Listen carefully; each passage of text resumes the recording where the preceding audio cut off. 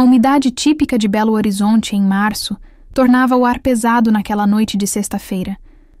Luísa Cardoso, 23 anos, observava pela janela do apartamento familiar no bairro Funcionários as luzes que piscavam nas avenidas movimentadas. Suas mãos tremiam levemente enquanto segurava o celular, relendo pela 10ª vez a mensagem de Helena. Eu acredito em você.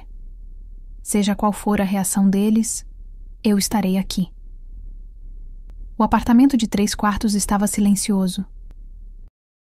O cheiro de café fresco vinha da cozinha, onde Dona Marta preparava o jantar com a precisão de quem repetia aquele ritual há mais de 30 anos. O pai, Dr. Roberto Cardoso, advogado respeitado na capital mineira, lia o jornal na poltrona da sala, ajustando os óculos de leitura a cada virada de página. A irmã mais nova, Júlia, estava trancada no quarto, provavelmente nas redes sociais. Tudo parecia absolutamente normal, exceto o turbilhão que acontecia dentro do peito de Luísa. Ela havia ensaiado aquele momento centenas de vezes. Cada palavra, cada pausa, cada argumento que poderia usar para fazer seus pais entenderem que o que sentia por Helena não era uma fase, não era confusão, não era nada além do amor mais genuíno que já experimentara na vida. Helena Souza, professora de História de 25 anos, tinha entrado em sua vida 2 anos antes, num evento cultural no Palácio das Artes. O que começou como uma conversa sobre arte contemporânea se transformou numa conexão profunda que Luísa nunca imaginou ser possível. Durante meses, Luísa viveu essa relação em segredo. Encontros discretos em cafés distantes, mensagens apagadas, mentiras sobre amigas do trabalho quando saía aos finais de semana. Cada mentira pesava como uma pedra em seu peito.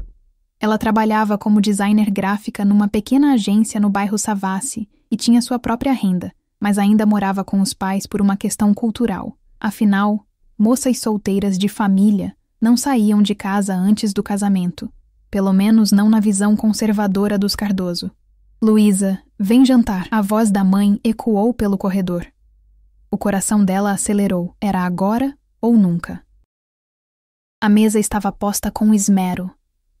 Toalha bordada, louça de porcelana que a avó havia deixado de herança, travessa de arroz, feijão tropeiro, couve refogada e um frango assado perfeitamente dourado.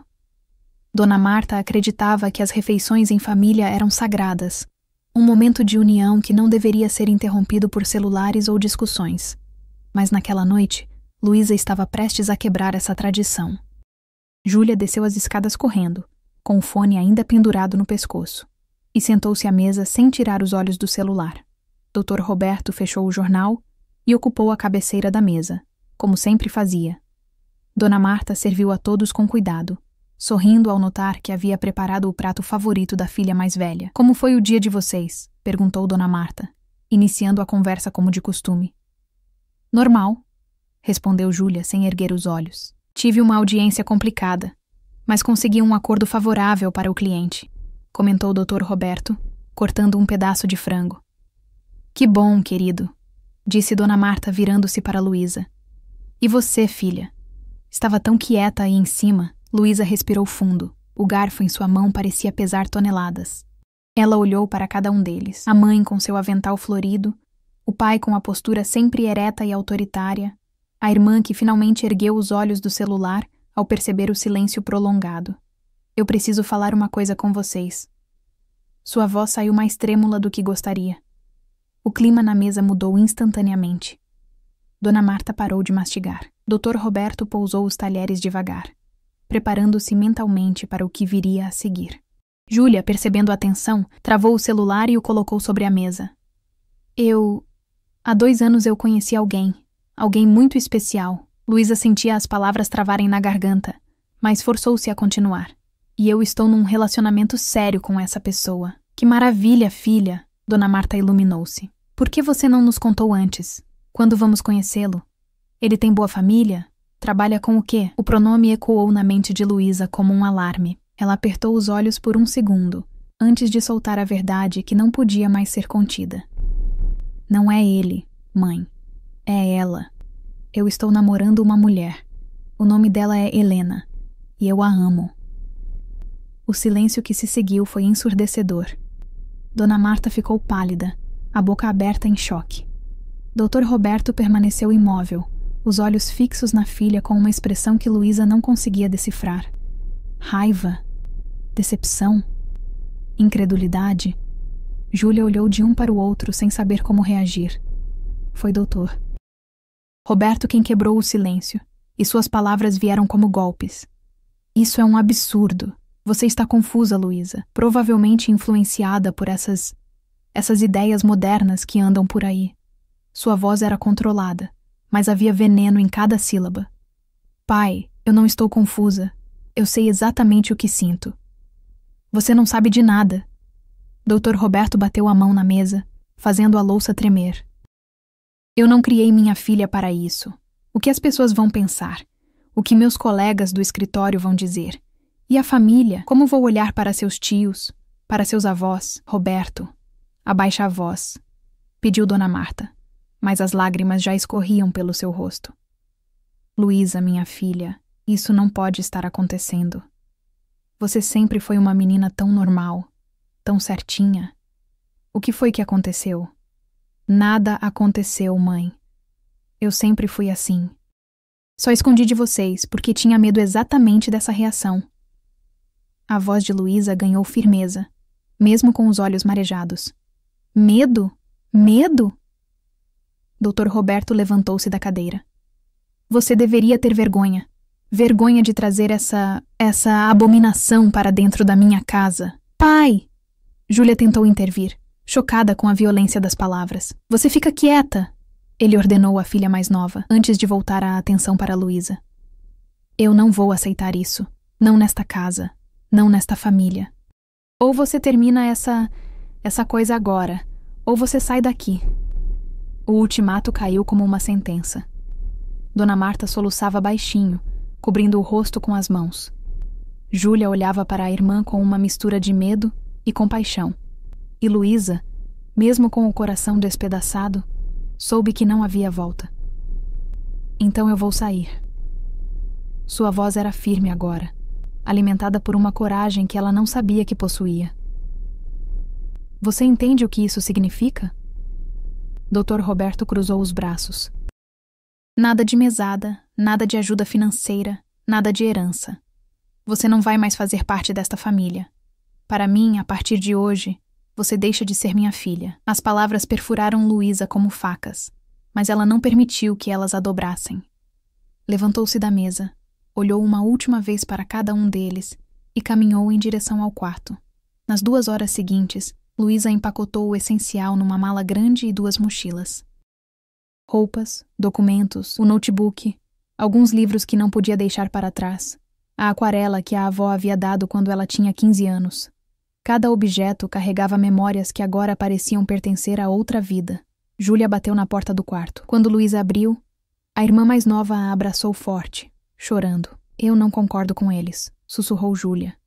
Mas eu ainda moro aqui, eu ainda dependo deles. Me perdoa por não poder fazer nada. Eu entendo.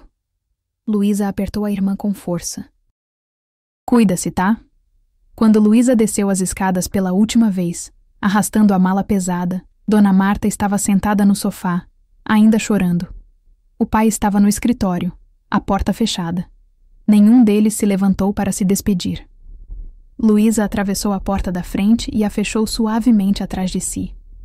A noite em Belo Horizonte estava mais fria agora. Ou talvez fosse apenas o vazio que sentia por dentro.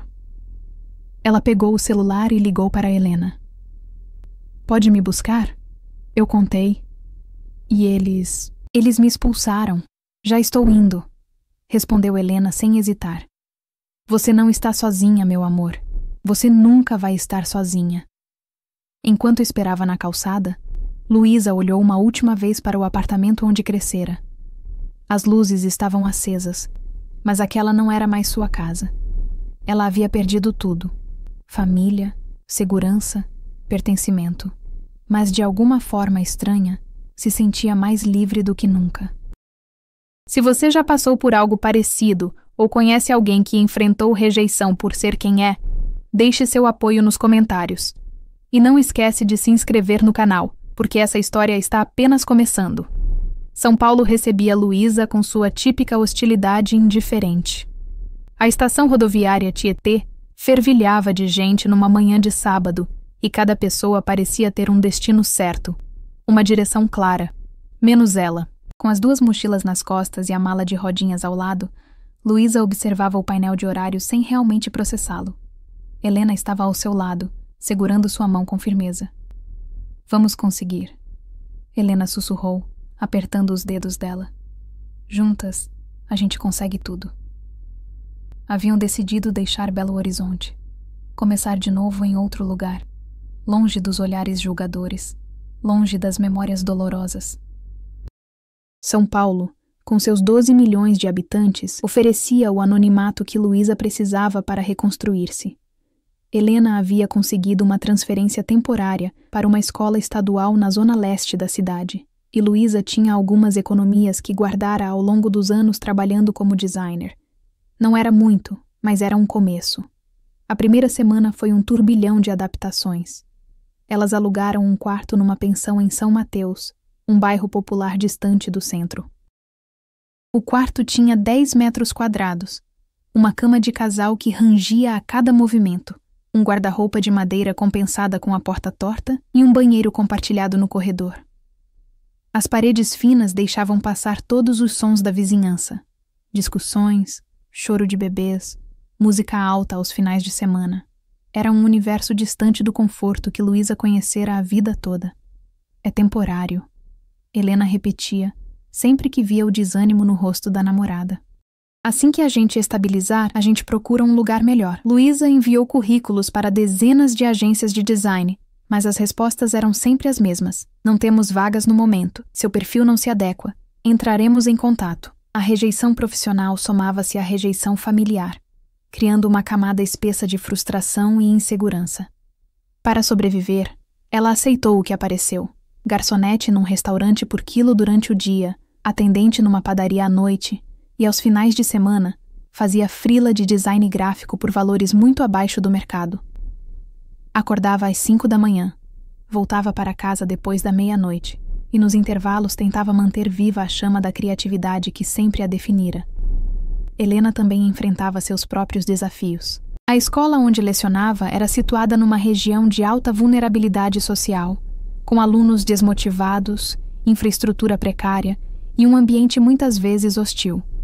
Mas ela se mantinha firme, acreditando que a educação era a ferramenta de transformação mais poderosa que existia.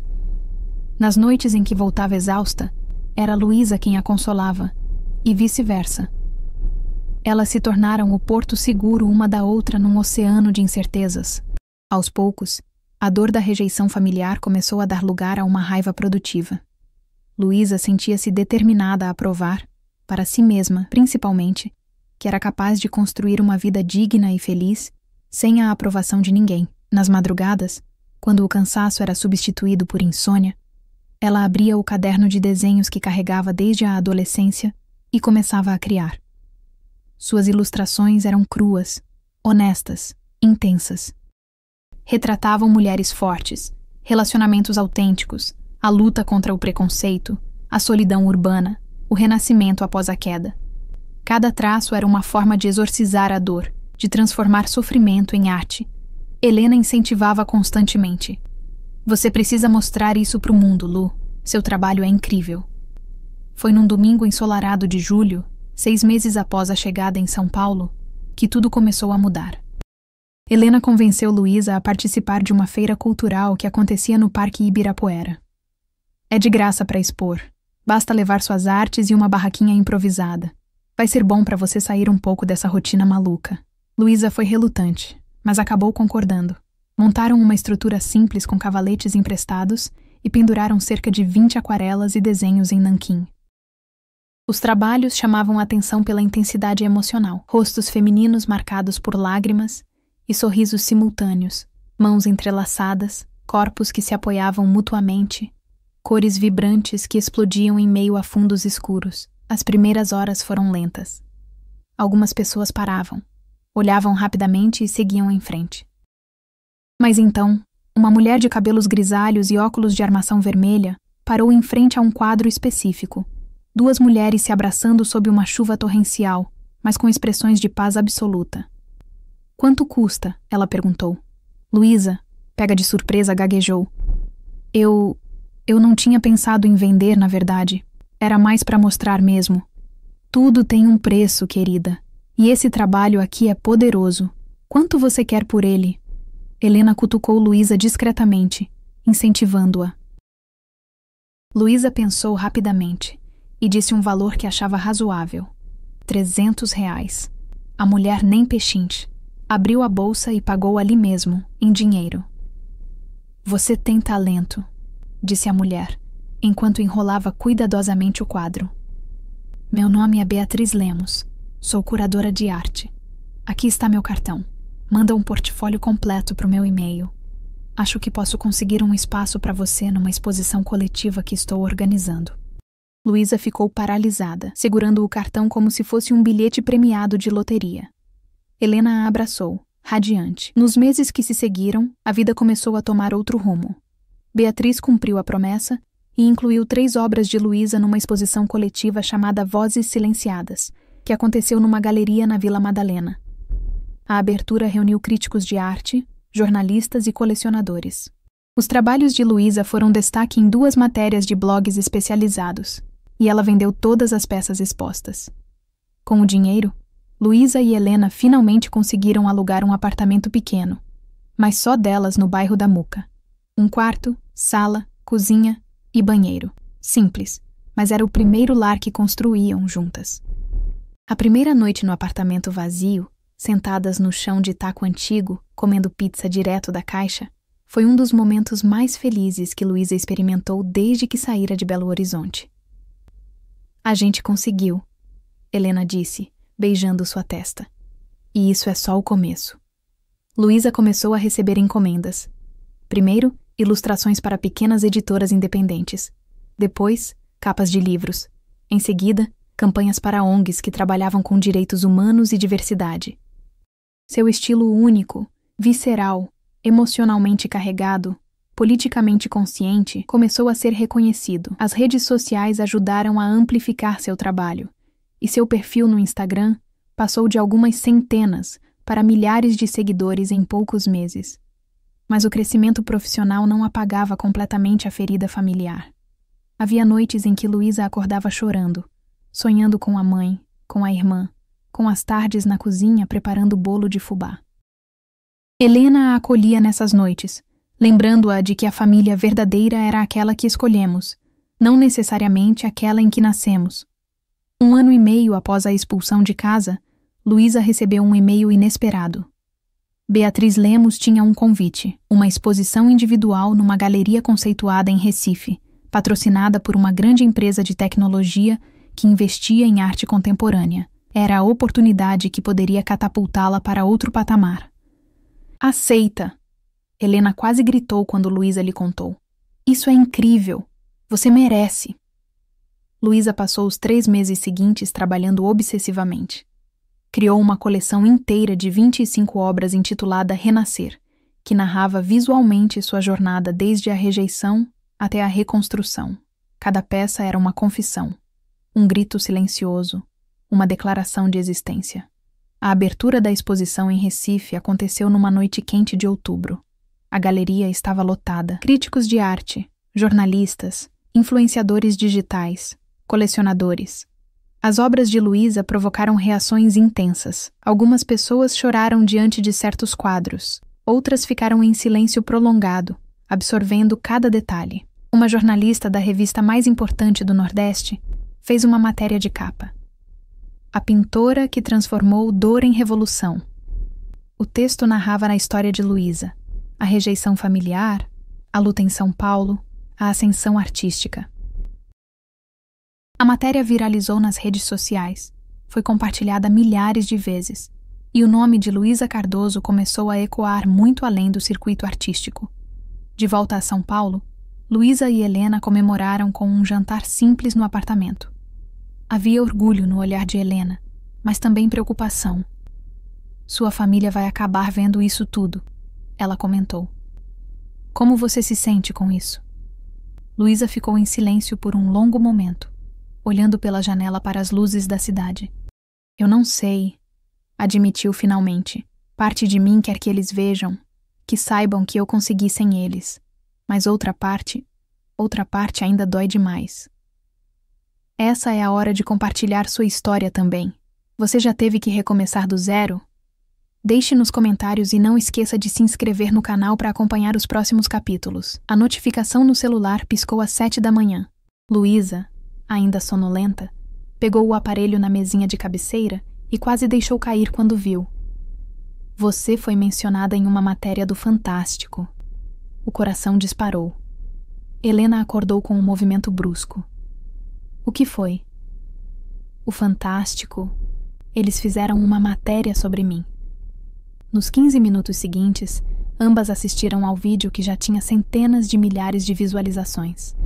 A reportagem narrava trajetórias de artistas brasileiros que superaram adversidades para alcançar o sucesso. Luísa era uma das 3 histórias apresentadas. Imagens de suas obras, trechos da entrevista que ela havia dado à jornalista em Recife, cenas dela trabalhando no ateliê que agora dividia com outros artistas na Vila Madalena. O trecho mais impactante era quando a repórter perguntava sobre a inspiração para a coleção Renascer.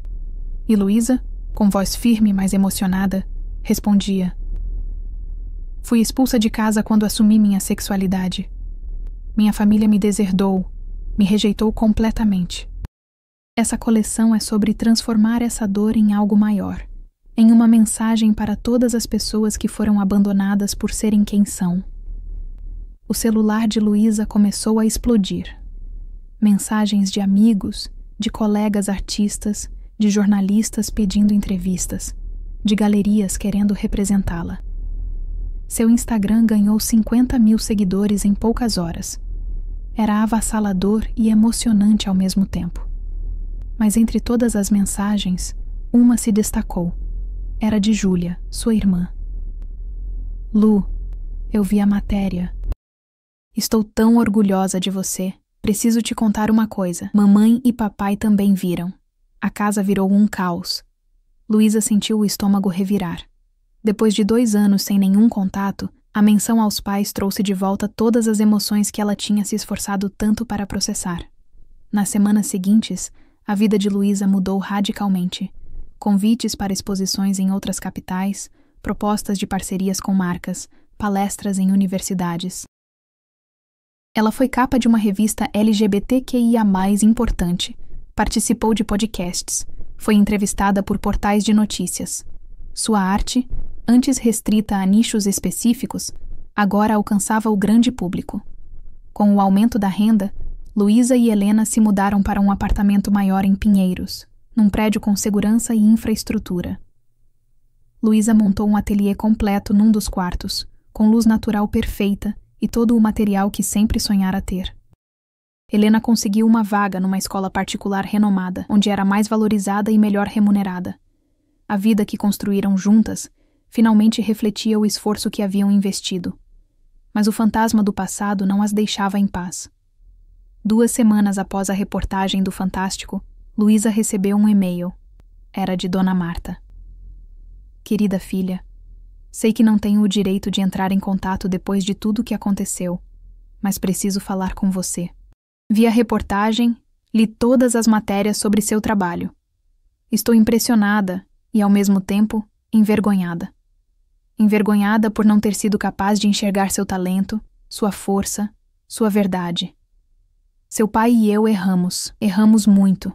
Deixamos nossos preconceitos, nosso medo do que os outros iam pensar, falar mais alto que o amor por nossa própria filha. Não tem um dia que eu não pense em você, que eu não me arrependa das palavras que foram ditas naquela noite. Não estou pedindo perdão, porque sei que não mereço, mas estou pedindo uma chance de conversar, de tentar começar a consertar o que quebrei, com amor, mesmo que você não acredite, mãe.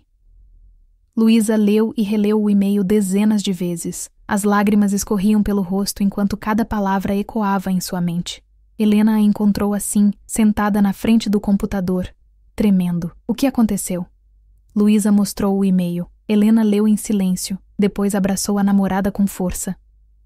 O que você quer fazer? Helena perguntou suavemente. Eu não sei. Parte de mim quer responder, quer acreditar que eles mudaram. Mas outra parte tem tanto medo de ser machucada de novo.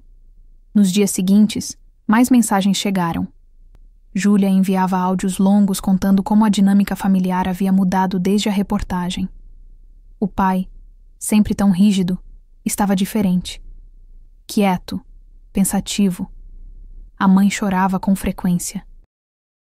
Tios e primos que haviam virado as costas agora perguntavam por Luísa, alguns até manifestando arrependimento. O ponto de virada aconteceu 3 semanas depois, quando Luísa recebeu uma ligação de um número desconhecido. Ela atendeu hesitante. Alô? Luísa? Era a voz de Dr. Roberto. Ela não ouvia aquela voz há 2 anos, e o som fez seu corpo inteiro travar. Pai! Houve um silêncio longo. Ela conseguia ouvir a respiração dele do outro lado da linha. Eu vi tudo. As reportagens, as matérias, seu trabalho. É extraordinário. A voz dele tremeu levemente. E eu sinto muito. Sinto muito por tudo.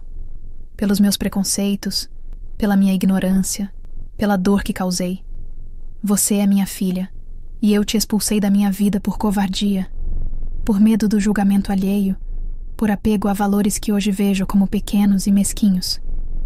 Luísa não conseguiu segurar as lágrimas. Helena estava ao seu lado, segurando sua mão livre. Eu não estou pedindo que você me perdoe, Dr. Roberto continuou. Mas estou pedindo uma chance de tentar ser o pai que deveria ter sido desde o início. Uma chance de conhecer Helena, de entender sua vida, de fazer parte dela novamente, se você deixar. Eu preciso pensar. Luísa conseguiu dizer entre soluços. Eu entendo. Vou ficar esperando. Mesmo que demore anos, vou estar aqui esperando. Quando a ligação terminou, Luísa desabou nos braços de Helena, chorando com uma intensidade que não sentia há muito tempo. Eram lágrimas de dor, de raiva, de alívio, de confusão. Tudo misturado numa catarse emocional avassaladora. Você não precisa decidir nada agora, Helena sussurrou, acariciando seus cabelos. Não tem resposta certa ou errada. O que quer que você escolha, eu vou estar do seu lado. Luísa passou semanas oscilando entre responder e ignorar. Consultou uma terapeuta, conversou com amigos, ponderou cada argumento a favor e contra. A fama havia trazido reconhecimento profissional e financeiro, mas também havia reaberto feridas que ela pensava ter cicatrizado. Enquanto isso, o trabalho continuava. Uma grande galeria de São Paulo ofereceu representação exclusiva. Luísa foi convidada para uma residência artística em Buenos Aires. Um documentário sobre sua trajetória estava sendo produzido. A vida pública crescia, mas a vida privada permanecia em turbulência. Foi durante uma caminhada no Parque Ibirapuera, no mesmo lugar onde tudo começara anos antes, que Luísa tomou sua decisão. Eu vou responder, ela disse a Helena. Mas vou estabelecer limites. Vou deixar claro que aceito uma conversa, mas que a reconstrução da confiança vai ser lenta e depende totalmente de ações, não só de palavras. Helena sorriu e beijou sua testa. Você é a mulher mais corajosa que eu conheço. Naquela noite, Luísa digitou uma resposta para o e-mail da mãe. Era breve, direta, mas deixava uma porta entreaberta. Uma chance de recomeço, mas com condições claras. Se essa história está mexendo com você, compartilha com alguém que precisa ouvir. E se inscreve no canal para não perder os próximos capítulos dessa jornada incrível. O café escolhido para o primeiro encontro era neutro. Nem em Belo Horizonte, nem em São Paulo, mas em Campinas, uma cidade intermediária que não carregava memórias para ninguém. Luísa chegou 15 minutos adiantada, acompanhada por Helena. Elas escolheram uma mesa próxima à janela, de onde podiam ver a rua. Você está tremendo, Helena observou, segurando sua mão sobre a mesa. Eu sei. Não consigo parar. Luísa tentou sorrir, mas a ansiedade era palpável. Haviam se passado 3 meses desde o e-mail inicial da mãe e a ligação do pai. Nesse período, houve troca de mensagens esparsas. Nada profundo. Apenas tentativas cautelosas de restabelecer algum tipo de comunicação. Luísa havia deixado claro que Helena estaria presente nesse primeiro encontro e que não aceitaria nenhum desrespeito ou tentativa de convencê-la a mudar quem era. Para sua surpresa, ambos os pais concordaram sem resistência. Às 10 horas em ponto, Dona Marta e Dr. Roberto entraram no café. Luísa os reconheceu imediatamente, mas algo havia mudado. O pai parecia menor, curvado, com mais cabelos brancos do que ela se lembrava. A mãe estava mais magra, com olheiras profundas. Ambos carregavam o peso visível da culpa. Os olhos de Dona Marta se encheram de lágrimas assim que viu a filha. Ela deu um passo à frente, mas parou, insegura sobre se podia se aproximar. Doutor. Roberto colocou a mão no ombro da esposa, num gesto de apoio. Oi, Luísa disse, sua voz mais firme do que imaginava ser capaz. Oi, minha filha, Dona Marta respondeu, a voz quebrando. Todos se sentaram. O silêncio inicial foi desconfortável, quebrado apenas pelo barulho ambiente do café. Helena permaneceu ao lado de Luísa, sua presença uma âncora silenciosa. Foi Dr. Roberto quem começou. Obrigado por aceitar nos ver. Sei que não foi fácil e que não merecemos essa chance. Ele respirou fundo. Quero começar me desculpando, não apenas pelas palavras daquela noite, mas por tudo que veio antes, pelos anos em que não te dei espaço para ser quem você é, por ter criado um ambiente onde você se sentia obrigada a esconder sua verdade. Dona Marta continuou. Eu passei 2 anos me martirizando, Luísa. Acordo toda madrugada pensando nas coisas horríveis que disse, na forma como te expulsei de casa. Você é minha filha, meu sangue. E eu te rejeitei no momento em que você mais precisava de mim. As lágrimas escorriam livremente pelo rosto dela. Luísa sentiu a própria garganta apertar, mas manteve a compostura. Havia ensaiado esse momento tantas vezes, preparado as coisas que diria. O que vocês fizeram não tem volta. Ela começou, e viu os pais encolherem com as palavras. Aquela noite mudou minha vida completamente. Vocês não só me tiraram da casa onde cresci, mas me fizeram sentir que o amor que vocês diziam ter por mim era condicional, que só valeria se eu fosse quem vocês queriam que eu fosse, não quem eu realmente sou. Eu sei. Dr. Roberto baixou os olhos. E vou carregar essa vergonha pelo resto da vida. Luísa olhou para Helena, que assentiu encorajadoramente, e então voltou-se para os pais. Mas eu também aprendi que guardar rancor não me faz bem, que eu não posso deixar a dor do passado contaminar o futuro que estou construindo. Então eu estou disposta a tentar, a reconstruir algo. Mas precisa ficar muito claro, não vai ser como antes, não vai ser rápido. E Helena faz parte da minha vida. Não é negociável. Dona Marta olhou para Helena pela primeira vez com atenção real, não com o olhar de julgamento que Luísa imaginara que existiria. Helena, Dona Marta disse, a voz trêmula, eu sinto muito por tudo, por te ver como uma ameaça, como algo errado. Hoje eu entendo que você foi quem amparou minha filha quando eu falhei. Você deu a ela o amor e o apoio que eu deveria ter dado. Obrigada por cuidar dela. Helena, surpreendida, levou alguns segundos para responder. Eu amo sua filha, Dona Marta. E prometo que vou continuar cuidando dela, sempre. A conversa se estendeu por 3 horas. Houve choro. Houve momentos de tensão. Houve confissões dolorosas. Doutor. Roberto contou como a reportagem do Fantástico o forçou a confrontar seus próprios preconceitos, como viu colegas de trabalho elogiando a coragem de Luísa, enquanto ele carregava a vergonha de tê-la rejeitado. Dona Marta falou sobre as noites insones, sobre como acompanhava secretamente o Instagram de Luísa, vendo-a crescer e brilhar de longe. Luísa também abriu seu coração. Contou sobre os primeiros meses em São Paulo, sobre trabalhar 3 empregos, sobre as noites em que chorava de saudade e solidão, sobre como Helena foi sua salvação, mas também sobre como construiu força em si mesma que não sabia possuir. Quando finalmente se despediram, não houve abraços. Ainda era cedo demais, mas houve um aceno de cabeça, um reconhecimento mútuo de que aquele era o primeiro passo de uma jornada longa. No caminho de volta para São Paulo, dentro do carro, Helena perguntou. Como você se sente?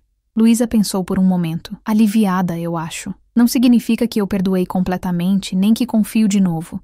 Mas significa que estou disposta a tentar. E isso já é alguma coisa.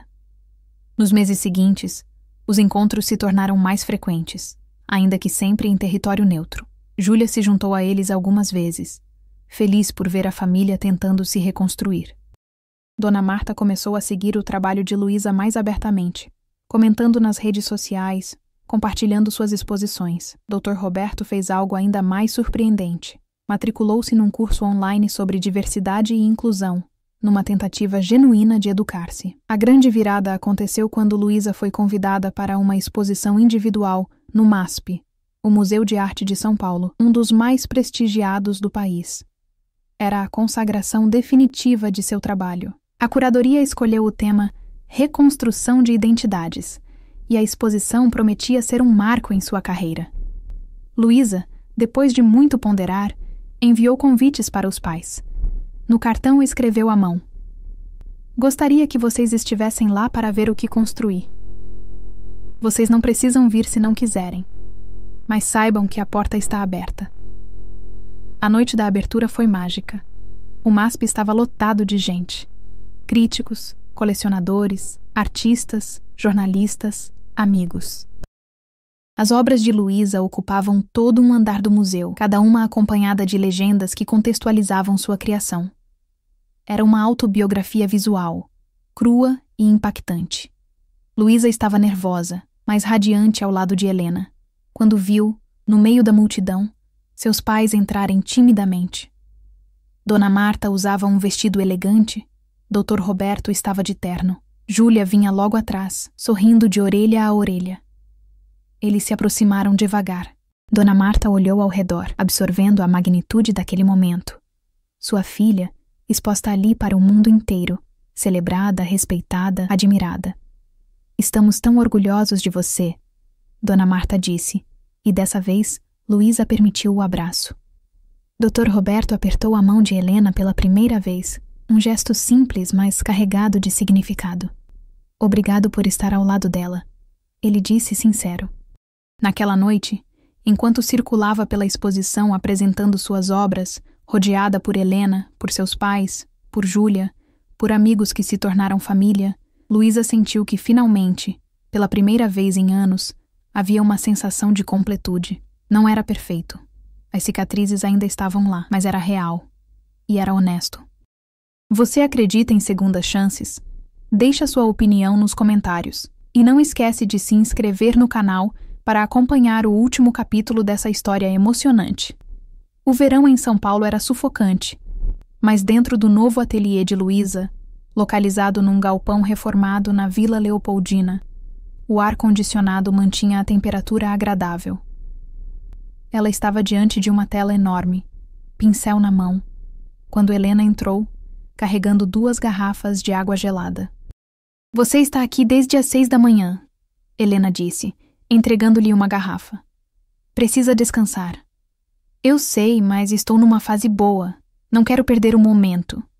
Luísa deu um passo para trás, observando criticamente a obra em progresso. Uma mulher de braços abertos, rodeada por cores quentes, o rosto voltado para cima como se recebesse luz. Haviam-se passado 2 anos desde a exposição no MASP. Nesses 2 anos, muita coisa havia mudado. A relação com os pais, embora ainda exigisse cuidado e comunicação constante, estava em processo de cura genuína. Dona Marta visitava São Paulo a cada 2 meses, sempre trazendo quitutes mineiros que Luísa adorava. Dr. Roberto, numa reviravolta surpreendente, havia começado a trabalhar pro bono em casos de discriminação contra pessoas LGBTQIA+, usando sua experiência jurídica para defender quem sofria o tipo de preconceito que ele próprio já havia perpetuado. Júlia estava prestes a se formar em psicologia e já falava em se especializar em terapia para famílias em conflito por questões de sexualidade e identidade de gênero. Ela acreditava a transformação da própria família como inspiração para sua escolha profissional. Mas a notícia mais significativa havia chegado 3 semanas antes. Luísa fora selecionada para representar o Brasil na Bienal de Veneza. um dos eventos de arte contemporânea mais prestigiados do mundo. Era um reconhecimento internacional que poucos artistas brasileiros alcançavam. A notícia havia sido capa de jornais, viralizara nas redes sociais e colocara Luísa definitivamente no mapa global da arte contemporânea. Você está nervosa com Veneza? Helena perguntou, sentando-se no sofá velho que ocupava um canto do ateliê. Apavorada, Luísa admitiu rindo, mas também excitada. É surreal pensar que vou estar lá, representando o país, mostrando meu trabalho para o mundo. Você merece cada segundo disso. Tudo que você passou, toda a dor que transformou em arte, é para isso que serve. Para tocar pessoas, para mudar perspectivas, para dar voz a quem foi silenciado. Luísa colocou o pincel de lado e se juntou a Helena no sofá, encostando a cabeça em seu ombro. Às vezes eu ainda não acredito que essa é minha vida, que conseguimos construir tudo isso. Nós conseguimos porque você nunca desistiu. Porque mesmo quando tudo desmoronou, você escolheu se reconstruir ao invés de se destruir. A preparação para Veneza consumiu os meses seguintes. Luísa trabalhou numa nova coleção especificamente para a Bienal, intitulada Cicatrizes que Florescem. Eram 15 obras de grande formato que exploravam o conceito de trauma transformado em crescimento, dor convertida em beleza, rejeição transmutada em autoafirmação. Cada obra era acompanhada de pequenos textos em português e inglês, narrando fragmentos de sua história. Uma semana antes da viagem, Dona Marta e Dr. Roberto fizeram uma visita surpresa ao ateliê. Eles queriam ver as obras antes da exposição. Luísa os guiou pelo espaço, explicando cada peça, o conceito por trás de cada escolha de cor, de forma, de composição. Seus pais ouviram em silêncio, claramente emocionados. Quando chegaram à última obra, um díptico mostrando de um lado uma figura fragmentada e escura e do outro a mesma figura reconstruída e luminosa, Dr. Roberto segurou a mão da esposa, as lágrimas escorrendo livremente. Nós estamos nessas obras, não estamos? Ele perguntou baixinho. Luísa assentiu. Vocês estão. A dor que causaram está. Mas também está o perdão, a reconstrução, a possibilidade de transformação. Porque essa é minha história completa. Não só a rejeição, mas também o renascimento. Dona Marta a abraçou forte. Obrigada por nos dar essa chance. Obrigada por ser mais corajosa e mais sábia do que nós jamais fomos. A Bienal de Veneza foi um sucesso absoluto. A seção brasileira, com as obras de Luísa como destaque, recebeu críticas extremamente positivas. Jornais internacionais de arte publicaram matérias extensas. Curadores de museus importantes manifestaram interesse em exposições futuras. Colecionadores fizeram ofertas significativas. Mas o momento mais marcante não aconteceu durante a abertura oficial, e sim 2 dias depois. Luísa estava sozinha na galeria, observando as pessoas interagindo com suas obras, quando uma mulher jovem, não mais que 20 anos, aproximou-se dela timidamente. Você é a artista? Ela perguntou em inglês com sotaque espanhol. Sim, sou eu. A garota respirou fundo, os olhos marejados. Eu precisava te agradecer. Eu li sua história, vi suas obras e eu me vi ali. Meus pais também me rejeitaram quando assumi que sou lésbica. Eu estava pensando em desistir de tudo. Mas sua história me mostrou que é possível sobreviver, que é possível mais do que sobreviver. É possível florescer. Luísa sentiu as próprias lágrimas ameaçarem cair. Ela abraçou a garota, que chorou em seus ombros. Você vai ficar bem, Luísa sussurrou. Vai doer, vai ser difícil, mas você vai ficar bem. E você não está sozinha. Quando a garota se foi, Luísa ficou ali parada, absorvendo o peso daquele encontro. Helena, que havia testemunhado tudo de longe, aproximou-se e a abraçou por trás. É por isso que você faz o que faz, Helena disse. Não é pela fama, não é pelo dinheiro, é por ela, por todas as pessoas como ela, como você foi um dia. De volta ao Brasil, Luísa foi recebida como celebridade.